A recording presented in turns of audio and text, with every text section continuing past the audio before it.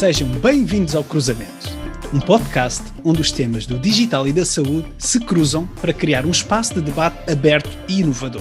O meu nome é Daniel Guedelha e, como habitual, estou acompanhado pelo meu amigo e anfitrião, André Correia.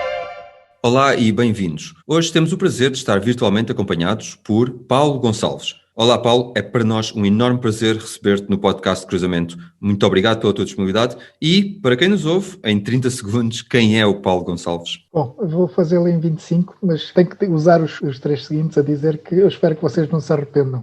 Sem falsas modéstias, eu não sei porque é que vocês me convidaram. Eu sou um pai de 2 jovens absolutamente extraordinários, de 25 e 27 anos, já estão na vida deles. Gosto de qualificar como perseguidor de objetivos a que me proponho. Tenho formação em matemáticas aplicadas, ciências de computação e durante cerca de 3 décadas andei a trabalhar em várias multinacionais, em informática, por vários países. Saí em 2018 do mundo das multinacionais para me dedicar 4 dias por semana à consultoria, pagar as minhas contas, e 1 dia por semana à SPEM, à Sociedade Portuguesa de Esclerose Múltipla. Eu fui diagnosticado com esclerose múltipla secundária progressiva há cerca de 12 anos e na altura deram-me 5 anos de vida.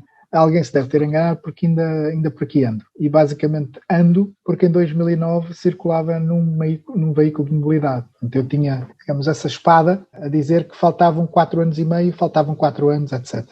3 vezes por semana, sem opções, 3 vezes por semana, 45 minutos dentro d'água, dentro de uma piscina, sem espaço para desculpas, não é se está sol ou não está sol. Portanto, isso formou também quem eu fui durante a década dos 40. E eu prometi que a década dos 40 iria ser marcante. Quando fiz 50, disse que iria ser a década dos 50, ia ser a melhor delas todas. Entretanto, aceitei o desafio de ir para a SPEM, sou atualmente vice-presidente da SPEM, e o meu contributo tem sido com base na minha experiência de transformação de empresas, que era o que eu trazia da consultoria, ajudar a transformar uma IPSS em falência técnica e com um staff espetacular em algo que eu acredito que deve ser o futuro. Excepcional, Paulo, e certamente os nossos ouvintes vão perceber porque é que te convidámos. E como acabaste de referir, Paulo, nos últimos anos fazes parte da direção da SPEM, Sociedade Portuguesa de Esclerose Múltipla. Podes explicar aos nossos ouvintes o que é a SPEM e, sobretudo, qual a vossa missão? Bom, eu tenho a sorte de ter integrado uma organização que tem 36 anos. A SPEM tem 36 anos, tem como missão contribuir para a melhoria das condições de vida de portadores de esclerose múltipla, as suas famílias e os seus cuidadores, onde eu me incluo. Portanto, eu, apesar de ter ignorado mais ou menos a existência da SPEM durante 10 anos, porque tive a sorte de terem acertado com a minha medicação, a SPEM existia já há muitos anos e neste momento tem 36. É uma associação de doentes, é uma IPSS, é uma ONG-PD e a Organização Não Governamental de Pessoas com Deficiência, e existe em Portugal com este número de anos. Portanto, aquilo é uma PME na altura em que nós aterramos, tinha 30 e tal funcionários. Portanto, a missão da SPEM traduz-se em prestar serviços a nível nacional, coordenados, e que vão desde a divulgação de boas práticas, respostas de saúde, sociais, jurídicas, tem apoio social, tem apoio jurídico, etc. E técnicos que trabalham em colaboração com as entidades de saúde e entidades da área social para procurar melhores respostas. Portanto, aquilo que nós tivemos que fazer com a SPEM foi olhar para aquilo que já vinha a fazer e, de alguma forma, primeiro, pôr a casa em ordem, porque era uma organização que vinha com uma dívida de 140 mil euros, foi acrescentado 30 mil, de dinheiro de volta do Estado, por coisas que não foi esta direção que fez, mas pronto, se precisávamos que a SPEM continuasse, tínhamos que resolver esse tema primeiro. E, portanto, é com um gosto enorme, posso dizer que no final do mês passado, fizemos uma Assembleia Geral em que essa dívida estava recuperada. Excelentes notícias aí também. Há também algum gosto e alguma tecnologia na SPEM. Já há algum tempo que adota as novas tecnologias. Numa das nossas conversas anteriores, falaste-nos da utilização, por exemplo, do Zoom, mesmo antes desta pandemia, trazer esta ferramenta para o nosso dia-a-dia. E isto já em fevereiro de 2019. Como foi a aceitação por parte da associação na utilização desta ferramenta digital, quando ainda não era, digamos, obrigatório? Foi divertidíssimo, porque quando nós aterramos, bem, primeiro nós percebemos que era uma organização a nível nacional, não era uma coisa de Lisboa. A sede é em Lisboa, mas era uma organização nacional. O presidente, que é engenheiro, quis trazer uma organização diferente para a direção de pessoas com esclerose múltipla. Okay? E no início éramos 100%, neste momento não somos 100%, somos 90%, porque há uma pessoa que não é E é 90 porque somos 10, não somos 5, como dizem os estatutos. Nós temos 5 diretores efetivos e 5 suplentes, que nós chamamos carinhosamente de pró-diretores. Basicamente, digamos, são os clones dos diretores que estão a trabalhar. E desde fevereiro que nós usávamos o Zoom, mas não é fevereiro do ano passado, pré-pandemia, fevereiro de 2019. Portanto, nós mal aterramos, começamos a perceber, se queríamos ter um diretor do Algarve ou de Bragança, não podíamos obrigá-los a vir a Lisboa e fazer 300, 400 quilómetros ou 600 quilómetros ida e volta, não é? Portanto, nós tínhamos que fazer isso. E quando nós começamos a utilizar as ferramentas digitais, no início, algumas pessoas pensaram que nós éramos assim um pouco estranhos, mas digo-vos que a aceitação foi absolutamente extraordinária. Um exemplo disso foi que o Dia Mundial da Esclerose Múltipla celebra-se a 30 de maio e transformou-se, no caso da SPAM, não no 30 de maio, mas no mês da esclerose múltipla, porque nós usamos o mês todo para fazermos isso. Para quê? Para podermos encaixar todos os contributos que vêm do país todo. E estamos a falar desde um grupo que canta lentejano, às pessoas que fazem teatro, pintura, as coisas mais extraordinárias, as conversas. Portanto, de repente, nós conseguimos encher um calendário não de um dia, mas de 30 dias, ok? Portanto, para nós foi absolutamente extraordinário perceber que o que isso fazia era dar voz às pessoas, que era o que está na missão da SPAM, é dar-lhes voz. Uhum. E dar voz às pessoas, e nós também queremos hoje dar voz ao doente, e neste caso a uma associação de doentes, Paulo. E claramente a esclerose múltipla é uma doença difícil e que muitas vezes obriga a um acompanhamento psicológico. A questão, Paulo, como é que as novas tecnologias podem contribuir para melhorar o acesso e o acompanhamento dos doentes? Por exemplo, com web psicologia, ok? Se nós pensarmos, por exemplo, e isto é muito engraçado, pensar no acompanhamento psicológico, porque com o web qualquer coisa, nós podemos chamar a web fisioterapia, web terapia da fala, web psicologia, web o que nós quisermos, não é? Ou tele, prefiro-lhe chamar videoterapia, web fisioterapia ou web qualquer coisa, porque na realidade nós estamos a usar a tecnologia da internet. Mas não sendo um profissional de saúde e não me querendo meter num tema que não conheço, eu recordo-me perfeitamente que em junho de 2019 nós ainda estávamos numa fase dentro da SPAM de organizar o aspecto financeiro e estabilizar o barco naquela enorme tempestade, porque chegamos e tínhamos salários em atraso, tínhamos dívidas ao Estado, tínhamos dívidas a fornecedores. Portanto, ainda estávamos numa fase de estabilização e eu lembro-me de ter falado com um colaborador, que era uma pessoa muito experimentada, um psicólogo absolutamente extraordinário, e eu disse, nós gostávamos de chegar a mais pessoas. E para chegarmos a mais pessoas, eu gostava de perceber como é que nós poderíamos ter telepsicologia, ok? E a resposta foi, não, isso não é possível. A psicologia tem que ser a pessoa ali sentada na cadeira à minha frente ou deitada ali no sofá para poder refletir e eu ajudá-la a encontrar não sei o quê e tal. Esta foi a primeira vez que eu falei no assunto. A segunda vez que eu falei num assunto do género foi, e se fosse possível nós criarmos aqueles grupos tipo alcoólicos anónimos, mas esclerose múltipla anónimos.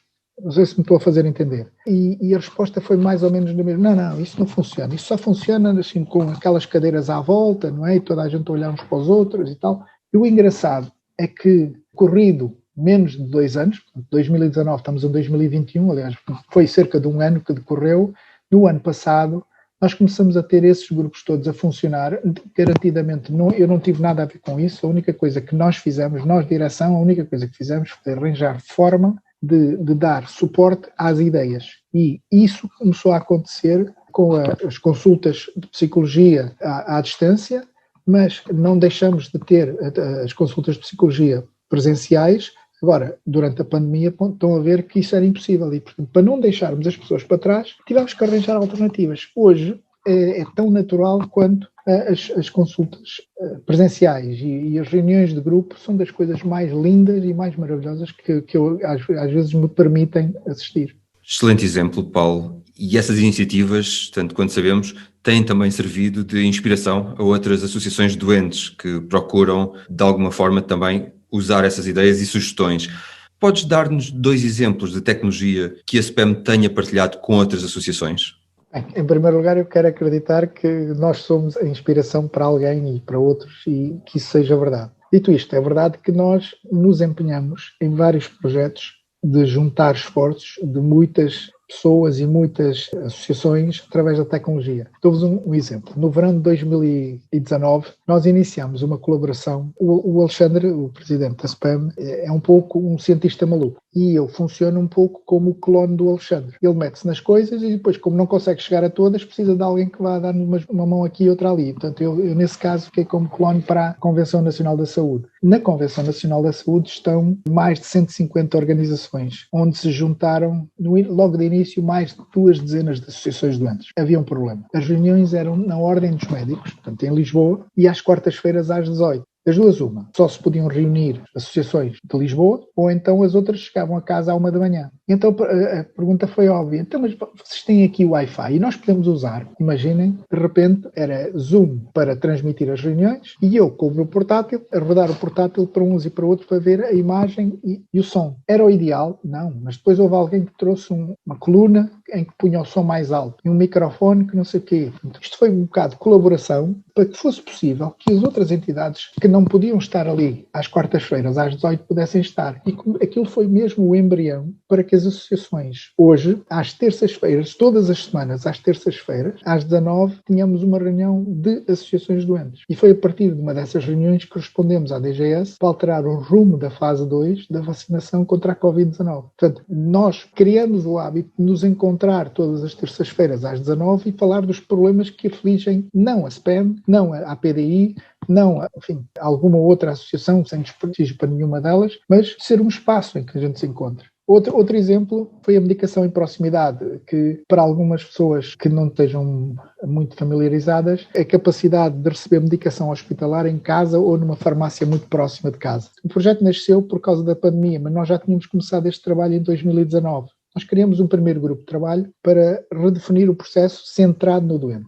E acredito que é preciso ser muito paciente, às vezes, para ser paciente em Portugal. Porque tínhamos as maiores desculpas para manter tudo tal como estava. E em março do ano passado, quando se começou a fazer isto, nós tivemos a sorte de, como já tínhamos começado a fazer isto, demos continuidade e foi muito fácil conseguirmos despoltar o processo e ajudar a Associação Nacional de Farmácias e a Ordem dos Farmacêuticos a montar este processo e que depois, neste momento, já deu origem a que se constituísse um grupo de trabalho por decreto, ou por portaria que saiu, para trabalhar num modelo de medicação hospitalar em proximidade. Portanto, deve estar a sair o relatório final para ir à Assembleia da República para ser legislado. E isso é um trabalho que se deve às associações, não se deve à pessoa A, à pessoa B ou à pessoa C. Mas é giríssimo olhar para trás e ver isto. E, Paulo, falando em associações, e deste aí um excelente exemplo, e também no seguimento da pergunta anterior, do teu ponto de vista, existe uma colaboração ativa entre as várias associações doentes para, por exemplo, criar plataformas digitais comuns?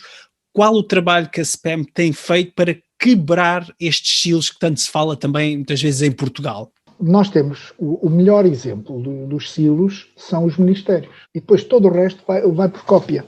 Não é? Portanto, isto não é algo que se tenha inventado com as associações doentes, nem sequer é trabalho da SPAM, nem nada. É um trabalho conjunto. Mas nós estamos ainda no início.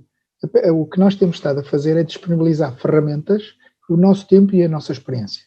Não existe ainda nenhuma federação de doentes com reconhecimento nacional dessa representação, certo? Então, um exemplo disto também com as doenças raras. As doenças raras são um tema seríssimo que nós em Portugal, somos um país deste tamanhinho, costumo dizer que é um país do tamanho de uma ervilha, tínhamos 3 grupos. Um grupo formado por uma federação, o outro grupo formado por uma aliança e depois um outro grupo, se calhar ainda maior, de não alinhadas, que não estavam nem numa nem noutra. Um país desta dimensão. Em 2018, nós começamos a montar uma iniciativa de juntar estes 3 grupos e temos vindo a caminhar para que se construa uma união ou uma federação, o que quisermos chamar, para que se possa, com isto, servir as várias associações. Reparem neste pormenor. Há doenças raras que são tão raras que não se consegue sequer constituir uma associação. Okay? Então, para nós podermos ajudar estas pessoas, porque são pessoas que estão por trás das associações, nós vamos ter que criar alguma coisa para dar apoio a estas pessoas. Não é? Então vamos ter que criar uma espécie de associação de doenças excepcionalmente raras em que estas pessoas possam lá estar todas, até se conseguirem contactar e encontrar maneira de constituir uma organização. E isto faz-se utilizando a tecnologia. Okay? Nós vamos pôr esta gente toda a falar umas com as outras. Aliás, um dos projetos internacionais da Federação Internacional da Esclerose Múltipla é o Connect. E basicamente o que querem é que as pessoas não se deixem para trás ou não se deixem ninguém para trás, e isso põe toda a gente a falar. Agora, se nós fizermos isto em Portugal, vamos querer fazer uma coisa que para nós, que nos aflige não termos, e isto foi tão grave, que se já tivéssemos isto não tinha sido tão grave agora com a pandemia, que é criar o Registro Nacional das Doenças Raras, centrado na pessoa. Não é o registro do Hospital de São João, o registro do Hospital de Santa Maria, ou do Centro Hospitalar isto, ou Centro Hospitalar aquilo. Não, é um registro nacional, centrado na pessoa. Cada pessoa andar com um telemóvel com dupla validação para poder andar com o seu registro e se encontrar um médico, se precisar de um serviço de saúde, poder dizer isto sou eu, dar a autorização de acordo com a RGPD, etc., de acordo com as suas preferências. E se nós conseguirmos fazer isto para as doenças raras, nós vamos fazer com isto que seja o embrião para o Registro Nacional de Dados em Saúde. E se nós fizermos o Registro Nacional de Dados em Saúde em Portugal, vai haver uma revolução no SNS. Excelente, Paulo. Estamos a falar de associações e falaste também de ministérios, o que me leva à próxima pergunta. Quando se fala em saúde digital, estamos a falar de várias instituições públicas e privadas que estão envolvidas. Como podem as associações, nomeadamente a SPEM, colaborar com todos estes stakeholders e contribuir para o desenvolvimento tecnológico da saúde em Portugal? E estão a fazê-lo de forma ativa? Vamos ver, o paradigma mudou. Há de facto muitas associações que ainda não estão ao mesmo nível, não é? Há muitas associações que não têm, ou por dimensão, ou pelas pessoas que constituem, ainda não estão nesse estágio. Neste momento já há associações que estão a candidatar-se a projetos do Horizonte Europa. Para nós fazermos uma candidatura ao Horizonte Europa, tem que haver pelo menos 3 países. Isto significa que há uma diferença muito grande a este nível, não é? Entre umas associações e outras. E o que nós precisamos é de nivelar, ajudar aquelas que ainda não estão, trazê-las para um nível que possam fazer estes contactos com outras associações, etc. E se nós pensarmos, a saúde será talvez o penúltimo bastião onde o cliente não está no centro. Eu gosto de lhe chamar cliente por esta razão, é que se nós, nos sistemas de saúde, formos considerados clientes, e isto acontece nos privados, se eu for a um grupo de saúde grande, e for em Lisboa, e depois a seguir for de férias para o Algarve, for atendido no Algarve, eu sou tratado como aquela pessoa. Se eu for aos serviços de saúde públicos, isto ainda não está, e nós precisamos de unir as duas coisas. E isso é o que nós queremos com o Registro Nacional de Dados em Saúde, que tanto faz eu estar a ser atendido no público ou no privado, eu ser tratado como aquela pessoa. Portanto, se nós conseguirmos fazer isto, nós estamos a dar um contributo brutal para o que é o sistema nacional. Isto que eu estou a dizer já apresentamos às mais variadas instituições, desde as ordens profissionais ligadas à saúde, à Apifarma, ou à Convenção Nacional da Saúde, à Associação Nacional de Farmácias, à APA, a Associação dos Administradores Hospitalares, etc.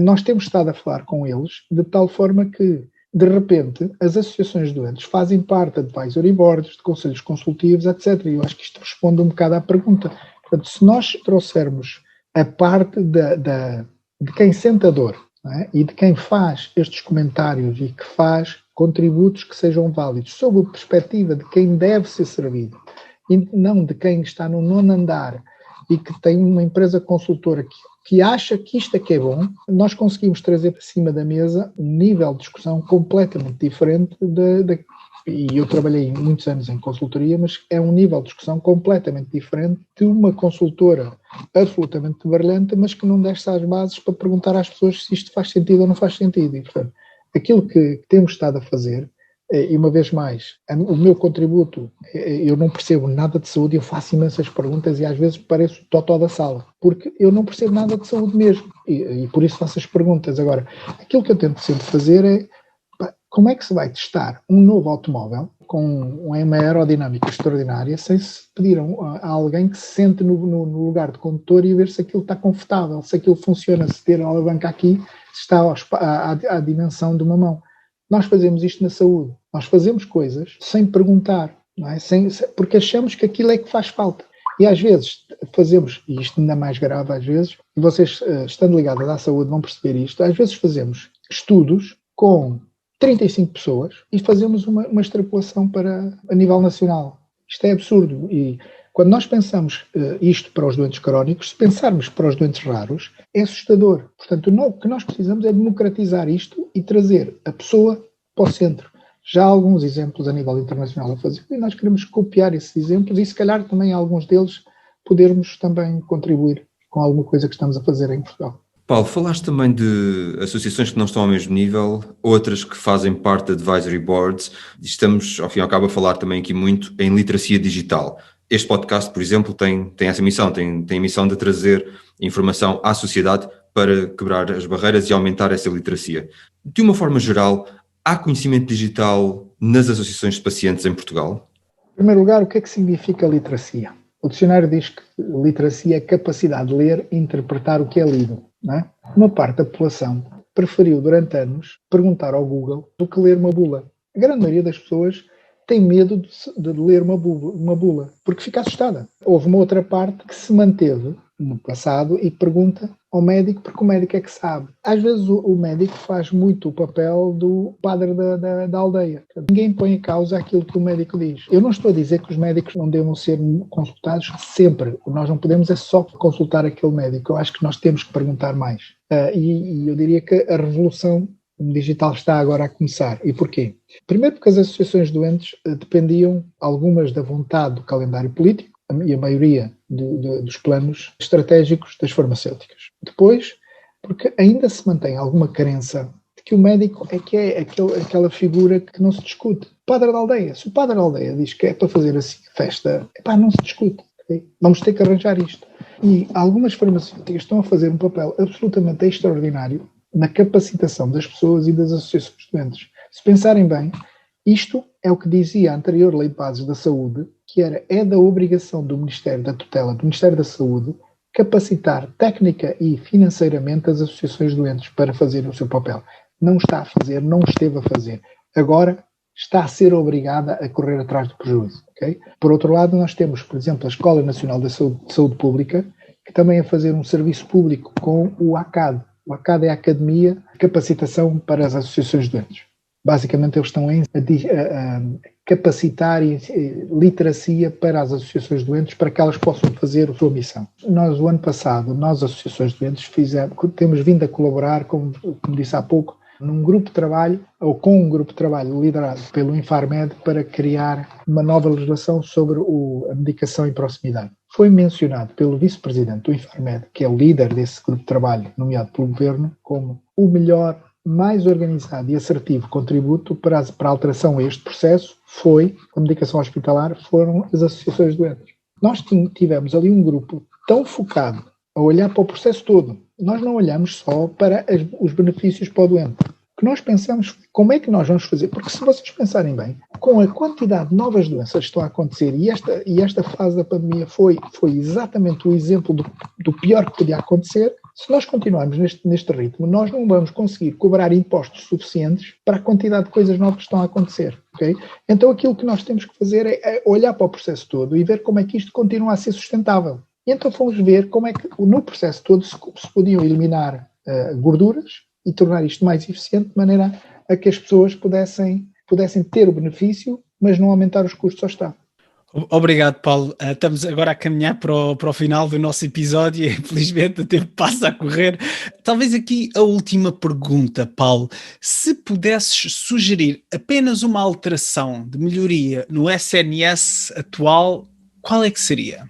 Bom, na realidade, se eu pudesse, eu sugeria duas. Uma mais simples e outra mais complexa. A mais simples era fazer uma coisa, e pode ter um impacto absolutamente brutal. Era a existência de um endereço de e-mail em cada unidade de saúde, à qual pudéssemos enviar um pedido com um timer, com um temporizador para uma resposta. Por exemplo, se nós pedirmos uma consulta, ou fazemos um e-mail a pedir medicação, a pedir consulta, haver um tempo razoável de resposta de 48 horas. Se nós tentarmos ligar, podemos estar a semana toda a ligar que não há registro disso. Se for um e-mail, há registro, ok? E isto seria uma forma de colocar pressão no sistema e obrigar a que o sistema desse melhores respostas, ok? Agora, uma mais complexa é a criação do provedor do doente. não é? A Ordem dos Médicos prefere chamar-lhe o provedor de saúde. Se calhar é a figura mais correta. Nós preferimos chamar-lhe o provedor do doente, mas se lhe chamarmos provedor de saúde vai dar a mesma. É uma figura nacional. E com a colocação de gabinetes de saúde nos vários hospitais públicos e a reportar a este provedor de saúde.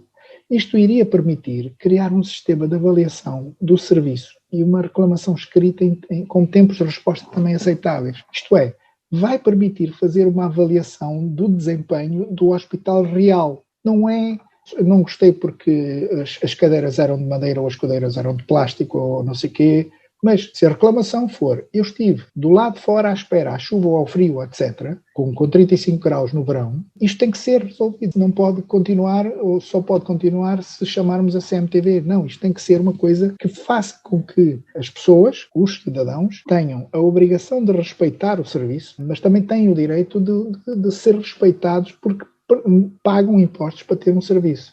E isto vai fazer com que as administrações hospitalares se mexam também. Paulo, muito obrigado. Queremos agradecer o teu tempo e a tua disponibilidade. Chegamos agora ao fim da entrevista.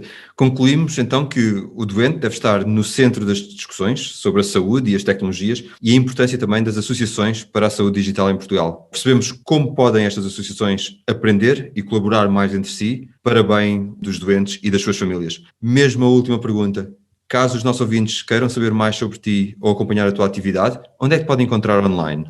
Bom, basicamente, se forem ao site da SPAM, vão lá encontrar forma de me contactar, o telefone, o e-mail, está lá tudo disponível, portanto não é nada difícil. O LinkedIn também, se procurarem por Paulo Gonçalves e puserem SPAM ou se puserem Hewlett Packard, que foi onde eu trabalhei nos últimos 15 anos, portanto não será difícil de me encontrar. Quanto a nós, também podem encontrar-nos online, no LinkedIn e Twitter. Para feedback sobre o podcast, visitem o nosso website e é só colocarem no Google Cruzamento Podcast. Esta informação estará nas notas do episódio. Despeço-me e até à próxima conversa. Até breve.